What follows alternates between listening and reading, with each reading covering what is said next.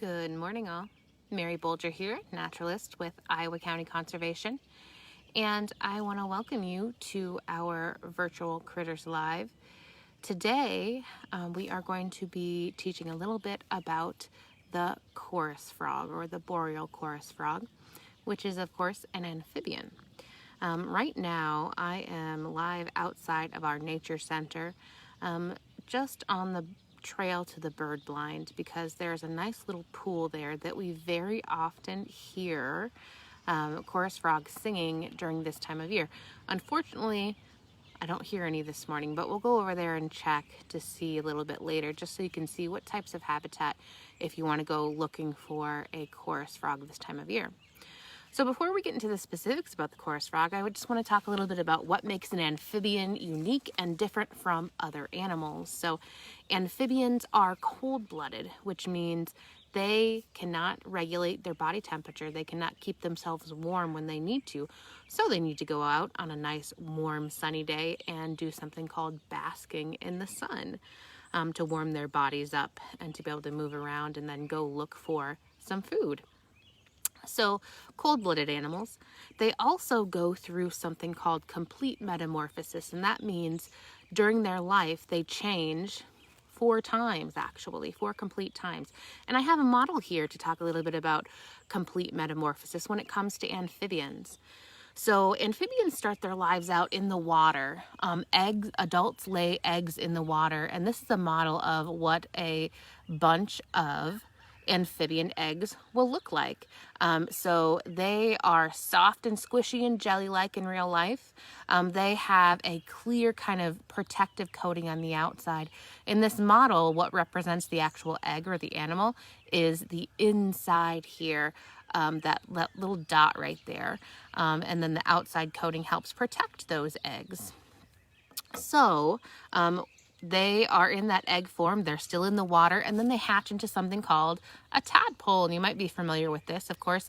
They're very small at first. They have a small, round little body and a little squiggly tail, which they use to propel or move themselves around in the water.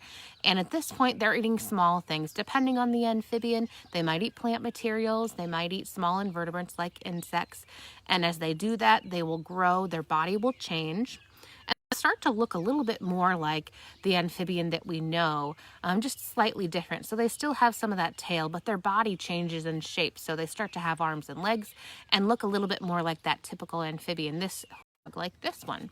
Now, when it comes to amphibians, that includes animals like frogs, toads, salamanders. And so we're talking about our chorus frog here today. So they're cold-blooded. They go through complete metamorphosis, changing from an egg to a tadpole to the adult frog. And most of them, they can either be carnivore, so they only eat other critters like invertebrates, insects, and things in the water. They can be plant eaters, or they can eat a combination of both plants and animals. So, and they also have small, round little toes. Taking a quick look at our example here, they don't have claws in their toes. So, they also lay those soft jelly-like eggs to give birth to their young, and they lay eggs instead of giving live birth. So let's talk a little bit about the chorus frog in particular here. So here's a great picture of a chorus frog. Now, a chorus frog, some of the characteristics, they're very small, and they have a typical kind of brownish or olive color, but then they have these black stripes, one that goes right from their nose all the way back across their eye, down their back. And they have several of those stripes on their bodies. And this is actually a picture of a chorus frog that is singing. You can see that big throat pouch that is expanded like a balloon. That helps amplify the sound for that chorus frog when they're singing. And you can see this guy is right in the water right now. And during this time of year is when we hear chorus frogs a lot. They're actually the first frog that will start to breed here in Iowa, and they're very, very common. Let's listen to the sound of the chorus frog. I have a neat little app on my phone. It is called Frog Calls, and it's a free app, and it has a lot of the frogs that we have here in Iowa, and great calls, great pictures, and great information. So let's listen to hear what the boreal chorus frog sounds like.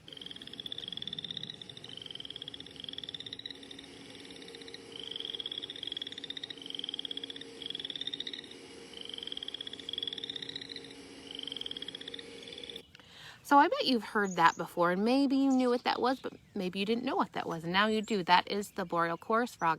Now, here in Iowa, they don't actually need big bodies of water to breed. The eggs do need to be laid in water, so they can come up in temporary pools of water in roadsides where sometimes there's water and sometimes not. They don't really need very long to, they don't need to be in the water for very long at all. Those eggs, usually just a few weeks. It takes a couple of months from the time they're laid until they're an adult frog, and they can kind of come get out of the water. So they're pretty quick. They grow up pretty fast. And when they're in the water, they stay in the water to keep their skin moist, and because they have those gills when they're that tadpole. And then when they're adults, they come out of the water, and they will usually stay pretty close, but they are a tree frog. So when they're looking for food when they're adults, they will actually go up into maybe low shrubs, not quite high up into trees like our other gray tree frog and other tree frogs like that, but they'll go up a little bit out of the water to find their food. Usually small invertebrates like insects is what they like to catch and eat. So this is one of our smallest frogs, and I have an example of the size here, a picture of that. So we can see this is the fingertip of an adult here, and this is a chorus frog. This is an adult chorus frog. They are very small. So they're one of Iowa's smallest frogs. They are the first frog that we hear during this time of year they are calling. And normally when we are here at the Nature Center at Lake Iowa Park, there's a little... I just heard one. Oh my. They knew we were talking about them. So you might be able to hear. I'm going to turn my camera around, and we are going to sneak over. I'm glad they started singing. All right, so I'll be quiet for a moment, and you can hear some birds in the background, but you can also hear those chorus frogs. We're listening. I'm going to creep a little closer to this little pool, and let's listen together.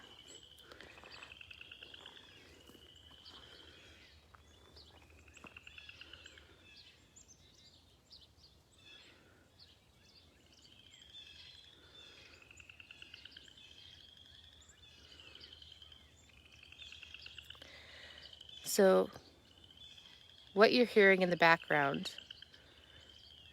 we have some birds that are calling. They're pretty chattery this morning, but they're also are those chorus frogs. I'm going to try to creep a little closer, though they may quiet down as I creep closer because they're hiding. And so chorus frogs are, and they're quiet now. Chorus frogs are very often heard, but not seen. So I'm going to go a little closer to the pool. They have quieted down. But I just want to show you what types of bodies of water that you can find them in. They don't have to be very big at all. So this is just a little pool right here that is just on the outside and back of the Nature Center. This trail leads to the bird blind if you've ever been out here. And most of the time there's water, a little bit of water at least in this little pool. And it's a favorite place of chorus frogs. And I knew they'd quiet down, of course, as I got closer. But this is a great place to come out and look for frogs and catch frogs and kind of learn a little bit more about them. They will lay their eggs in this water here.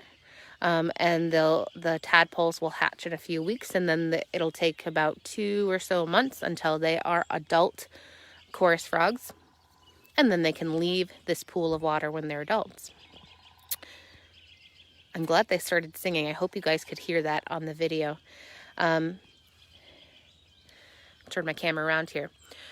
So I want to thank you very much for joining me today, learning a little bit about the chorus frog. I want to encourage you to come out to Lake Iowa Park and do a little bit of chorus frog hunting, or any other park that might have a little pool of water like this. This is a great time to go, especially look for those chorus frogs because they are active, they are singing, even on cloudy, a little bit chilly days, mornings like this one. If you have any questions about the chorus frog, please put those in the comments and I'll do my best to answer them for you. If you want to watch our past Critters Live, check those out on our Facebook page, or we also have a YouTube page. You can check that out. Just search for Iowa County Conservation and look for the Critters Live playlist. If you have any requests for future Critters Live, you can also email me at mbulger@co.iowa.ia.us. We also have another virtual series called Nature Crafts Live, where we do lots of fun activities outside to encourage people to learn a little bit about nature and get outside and do some activities. So check that out on our Facebook page and our YouTube page as well. Thanks very much for joining me today. Have a wonderful day. Bye-bye.